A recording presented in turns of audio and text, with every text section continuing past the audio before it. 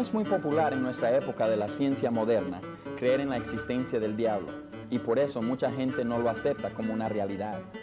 Algunos piensan que él es simplemente una víctima propiciatoria a que el hombre le echa toda la culpa por sus problemas. Otros lo ven como un símbolo que representa toda la maldad del mundo. Sin embargo, el mensaje de la Biblia está muy claro: Satanás sí existe. La existencia de Satanás o el diablo está plenamente declarada en las Escrituras Sagradas. Él está mencionada en 7 de los libros del Antiguo Testamento y en 19 de los del Nuevo Testamento. A él se refieren todos los escritores del Nuevo Testamento, y en por lo menos 15 ocasiones el mismo Jesús habla del diablo. Entonces, al negar la realidad de Satanás, el hombre desprecia a toda la Biblia y a las palabras del Señor Jesucristo. En la Biblia el diablo se llama el Dios de este mundo, en 2 Corintios 4:4, y el príncipe de este mundo, en Juan 12:31. En vez de menospreciar el poder del diablo, Jesús le exalta hasta el pináculo del poder como el príncipe de este mundo. Sin embargo, tenemos que recordar que el poder de Satanás se ejerce dentro de los límites establecidos por la voluntad de Dios. El libro de Job nos da a entender que Dios solo permite que el diablo llegue hasta cierto punto. El fin de lo que estamos diciendo es que Satanás es real, vivo, poderoso y activo en el mundo hoy en día. Habiendo establecido su existencia, pasamos al origen de Satanás. El diablo es un ser creado. Él no es, pues, ni autoexistente ni eterno, sino limitado y finito. Hubo un tiempo en que no existía y un momento en que empezó a existir. Aunque la Biblia nos habla de su creación, el libro de Ezequiel nos brinda algún entendimiento de su origen. En los primeros 11 versículos de Ezequiel, capítulo 28, Dios está hablando a un rey llamado el príncipe de Tiro. En el texto, Dios está condenando a aquel rey por su impiedad. En el versículo 12, Dios echa la mirada detrás del príncipe y pronuncia su juicio sobre aquel que lo controlaba. El rey de Tiro era la fuerza maligna que dominaba el príncipe de Tiro. Este rey de Tiro no es ningún otro que el mismo Satanás. Es obvio que Dios no estaba hablando a un rey terrenal, porque no hubo ninguno en el huerto de Edén, puesto que Génesis capítulo 3 nos dice que hubo solamente 4 seres en el huerto: Dios, Adán, Eva y Satanás. Es lógico concluir que Dios, en Ezequiel capítulo 28, se refiere al diablo. En el versículo 12 del mismo texto, Jehová le manda a Ezequiel que levante endecha sobre el rey de Tiro. Una endecha es una lamentación, o sea, una canción de tristeza angustiosa. Aparentemente Dios estaba afligido porque la caída de Lucero en el pecado le quebró el corazón. Satanás no siempre ha sido inicuo. Él no fue creado como el diablo, sino que, según Ezequiel 28, 12 al 15, Dios le hizo un ángel que luego se convirtió en el diablo. Isaías 14, 12 nos dice que el nombre original de Satanás era Lucero. Este nombre significa el resplandeciente, portador de la luz o una luz del cielo. Ezequiel nos describe bien las características de Lucero. En primer lugar, en Ezequiel 28, 12, el profeta dice que Lucero era el sello de la perfección. Lucero era el ejemplo perfecto en que todos los demás ángeles debían de modelar sus vidas. Además del mismo Dios Todopoderoso, no hubo ningún otro más grande que Lucero. En segundo lugar, también en el versículo 12, Lucero está descrito como el que está lleno de sabiduría.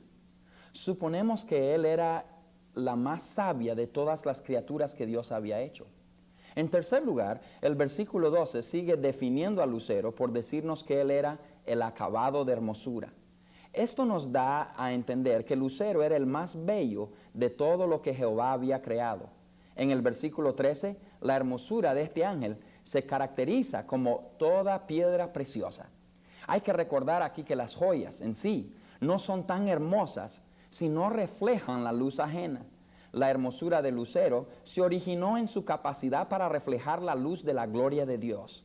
Él era hermoso solo porque Dios es hermoso. Sin Dios, Lucero no hubiera sido nada.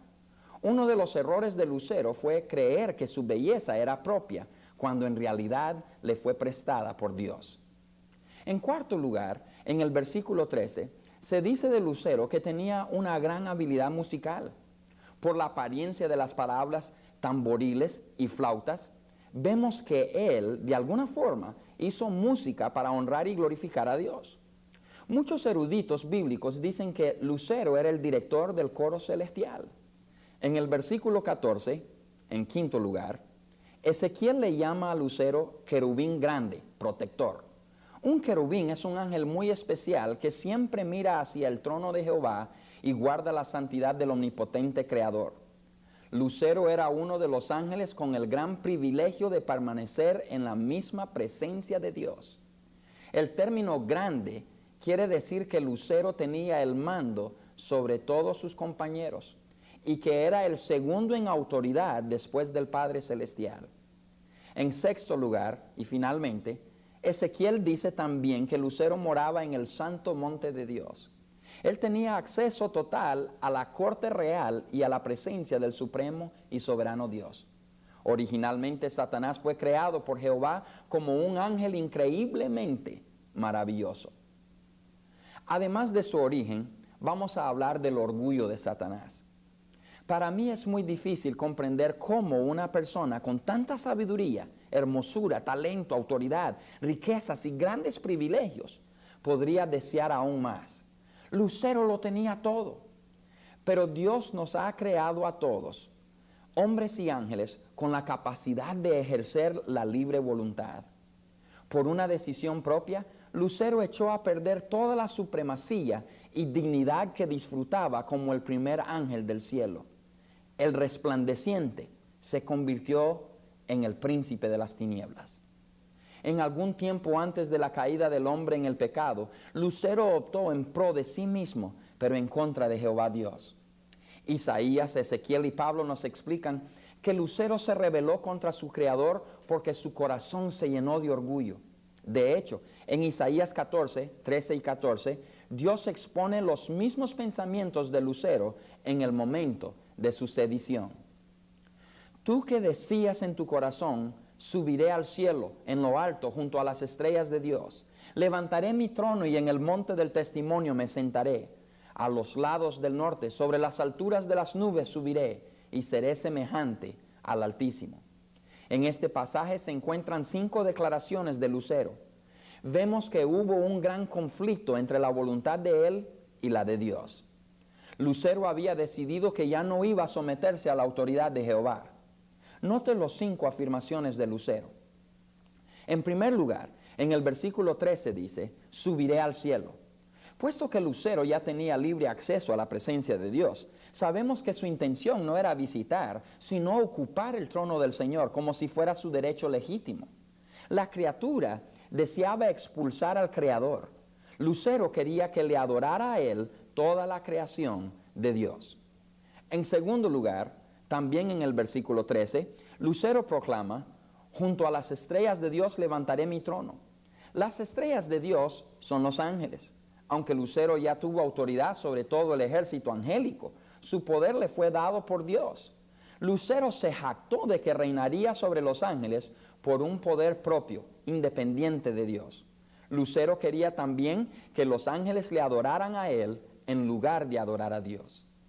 En tercer lugar, siempre en el mismo versículo 13, Lucero dice además, en el monte del testimonio me sentaré a los lados del norte. Al hacer esta declaración, Lucero expresó su deseo de gobernar sobre todo el universo. Como ya hemos dicho, quería ocupar el trono de Dios y ejercer potestad sobre todo lo que Jehová había creado en el cielo y en la tierra. En cuarto lugar, en el versículo 14, Lucero manifestó, sobre las alturas de las nubes subiré. En el Antiguo Testamento, las nubes a veces representan la gloria y la presencia de Dios. La apariencia de una nube también se relaciona con la presencia de Dios entre su pueblo en la tierra. Es cierto que Lucero era muy hermoso, pero su hermosura era nada más que una reflexión de la gloria resplandeciente de Dios. En esta declaración Lucero quiso decir que su gloria era mayor que la gloria del Padre. El gran pecado de Lucero fue su orgullo, que es algo indeciblemente terrible. Por el orgullo se dividió el ejército angélico y se contaminaron el cielo y la tierra. El orgullo se ha llevado al infierno a más personas que cualquier otro pecado. No es de extrañar que Dios lo odie. El orgullo de Lucero es lo que le destruyó. Ahora pasamos al castigo de Satanás. En Ezequiel 28:16, el profeta nos informa que Lucero fue expulsado en desgracia del monte de Dios. El gran ángel ya no podía continuar en la presencia de Jehová porque había pecado. En este mismo versículo, la Biblia nos dice que Lucero fue arrojado del cielo y tirado a la tierra. En el versículo 17, las Escrituras nos aseguran que algún día futuro, Lucero se hará espectáculo ante todos los gobernadores del mundo y será expuesto por Dios tal y como es, malvado, perverso e inicuo. Finalmente, la palabra de Dios afirma en Isaías 14:15 y en Apocalipsis 20:10 y en Mateo 25:41 que eventualmente Satanás será echado en el lago de fuego y atormentado día y noche para siempre. Cuando Lucero se rebeló contra su Creador, pecó grandemente. Desde entonces y por siempre será conocido no como Lucero, el ángel de luz, sino como Satanás, el adversario o enemigo. Se llamará también el diablo, que quiere decir el acusador. Su destino final, eterno sufrimiento en el infierno. Ahora consideremos la personalidad de Satanás. En las Sagradas Escrituras, Dios emplea un sinnúmero de nombres o títulos para sí mismo. La razón por eso es describir, por el uso de sus distintos nombres, algún aspecto de su carácter o sus atributos. Satanás está indicado en la Biblia también por el uso de varios títulos descriptivos que muestran las facetas de su naturaleza y propósito. Él se llama el diablo, que significa el acusador. Satanás, que quiere decir adversario o enemigo. Lucero, que definido es portador de luz o el resplandeciente. Un ángel de luz, el Dios de este siglo, el príncipe de este mundo, el príncipe de la potestad del aire, el ángel del abismo, Belcebú, el príncipe de los demonios, Belial, que significa vil o implacable, el maligno, el tentador, el destructor, el dragón, la serpiente, un león rugiente, el padre de la mentira, un homicidio, el engañador, el padre de los incrédulos. Concluimos pues que la personalidad de Satanás se resume en una sola palabra: maligna. Continuando con nuestro estudio, pasemos al personaje de Satanás. El hecho de que Satanás es una persona real, no solamente un mito o símbolo de lo malo. Satanás es un ser inteligente. Tentó a Eva en el huerto del Edén, discutió con Jesús durante la tentación en el desierto y al citar las Escrituras demostró su conocimiento bíblico. Además de ser inteligente, el diablo tiene su propia voluntad, siempre directamente opuesta a la de Jehová. Satanás está muy ocupado en varias actividades malignas como las siguientes: acusa a los santos, siembra cizaña entre el trigo, estorba el trabajo del Señor en el mundo, resiste las oraciones del pueblo de Dios, ciega a los hombres a la verdad de Dios, roba la palabra de Dios del corazón del hombre, pone trampas en el camino del hombre, tienta al hombre para que peque, aflige a los cuerpos y las almas de los hombres, engaña a todo el mundo, se opone a los justos, devora a las personas, mata, hurta y destruye, trabaja en la vida del incrédulo, socava la santidad del hogar, corrompe la palabra de Dios, hace que los hombres duden sobre las promesas de Dios, fomenta desacuerdos entre los creyentes. Al estudiar todos los pasajes bíblicos sobre el diablo, se hace aparente que él es la criatura más poderosa en todo el universo. Sin embargo, Satanás es y siempre será una criatura y nunca el creador. Recordemos que el diablo no es omnipresente, no puede estar en América, África y Europa de una sola vez. Aunque no es omnipresente, él tiene millones de demonios que llevan a cabo sus propósitos y así sus actividades se extienden por toda la tierra. Satanás no es omnipotente. Es cierto que él es la criatura de Dios más fuerte que existe. Pero su poder no se compara con el poder supremo de Dios. El apóstol Juan dijo en 1 de Juan 4:4, hijitos, vosotros sois de Dios y los habéis vencido, porque mayor es el que está en vosotros que el que está en el mundo. El enemigo no es omnisciente. El diablo sí tiene más conocimiento que nosotros, pero no lo sabe todo. Por su anterior acceso al cielo y su existencia por miles de años, él sabe muchas cosas que nosotros no sabemos. Sin embargo, no sabe nada ni del amor, ni de la misericordia, ni de la gracia, ni del perdón de Dios. No sabe más sobre el futuro que cualquier humilde discípulo de Cristo que estudia su Biblia. La sabiduría de Lucero fue corrompida por el orgullo y él sigue pensando que puede vencer a Dios. Satanás es un ser real e inteligente cuya voluntad siempre va en contra de la voluntad de Jehová Dios. El diablo dedica todo su esfuerzo a muchas actividades viles, pero nunca ha sido ni jamás será omnipresente, omnipotente ni omnisciente. Ahora vamos a echar un vistazo a la derrota de Satanás. Los hombres son, por naturaleza, compuestos de carne y sangre, pero Jesucristo, el Hijo de Dios, no lo es. Hebreos 2, 14 y 15 nos dice que Dios tomó en sí mismo un cuerpo humano y murió en la cruz para destruir por medio de la muerte al que tenía el imperio de la muerte, esto es, al diablo, y librar a todos los que por el temor de la muerte estaban durante toda la vida sujetos a servidumbre. Para que fuera posible nuestra relación con Dios, el poder de Satanás sobre nosotros tuvo que ser quebrado. El poder principal del diablo contra el hombre es el pecado, que conduce a la muerte física, espiritual y eterna. La única manera de destruir las obras de Satanás es quitarle su arma más poderosa, que es la muerte. Entonces, antes de resucitar de entre los muertos y darnos vida eterna, Jesucristo, Dios hecho hombre, tuvo que experimentar la muerte. Es por eso que Él pudo decir, porque yo vivo, vosotros también viviréis, en Juan 14, 19. La resurrección de Jesucristo le da a todo creyente la vida eterna y destruye el poder de la muerte sobre él. Cuando Cristo murió y resucitó, destruyó toda la potestad de Satanás y lo derrotó para siempre. Para terminar con esta parte del estudio, veremos el juicio final de Satanás. Jesús nos dijo que Dios creó el infierno para el diablo y sus ángeles, en Mateo 25, 41. El apóstol Juan nos explica en Apocalipsis capítulo 20 que al fin de este siglo Satanás será echado al lago de fuego y ahí será atormentado día y noche por toda la eternidad. El diablo no será el rey del infierno, sino otra víctima de ello, junto con todos los moradores de aquel lugar. Él será totalmente separado de la presencia de Dios.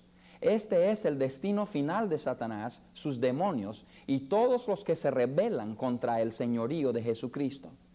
Al contemplar el poder de Satanás, hay tres cosas que todo creyente debe de tomar en cuenta. Número 1, Jesús dijo que el diablo es el príncipe de este mundo, pero que Él, como el Hijo de Dios, había vencido al mundo y por ende había vencido también al diablo. Juan 16, 33. En segundo lugar, en 1 de Juan 4:4, Juan nos asegura que Cristo le ha dado a todo creyente al Espíritu Santo, que es más poderoso que el diablo. En tercer lugar, en Apocalipsis 21:7, Dios promete a sus hijos que vencerán el pecado, la muerte, el infierno y al enemigo, y heredarán todas las promesas de su palabra. Estos pasajes de las Sagradas Escrituras le aseguran al discípulo de Cristo la victoria total sobre el maligno enemigo, Satanás, los demonios. La Biblia enseña claramente que el diablo no está solo en su guerra contra nuestro Padre Dios.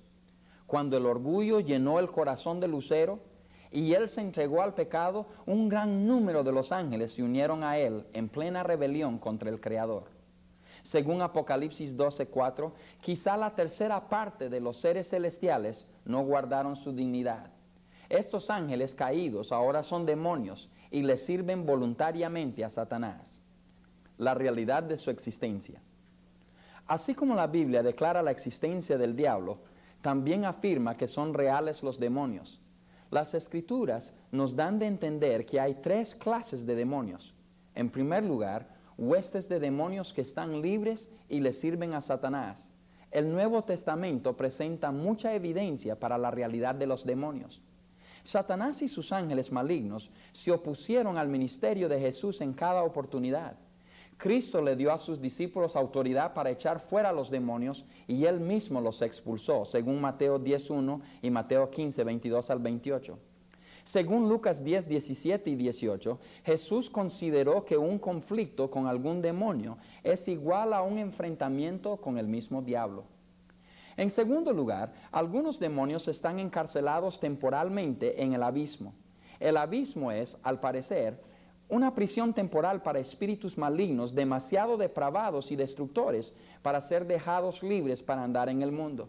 Sin embargo, en Apocalipsis capítulos 9 y 16, vemos que ellos serán sueltos para afligir y engañar a los hombres malos que seguirán a Satanás en su nueva sedición contra Dios. En tercer lugar, según 2 de Pedro capítulo 2, 4 y 5 y Judas capítulo 1, versículo 6, todavía más de los ángeles caídos están encadenados en Tártaros.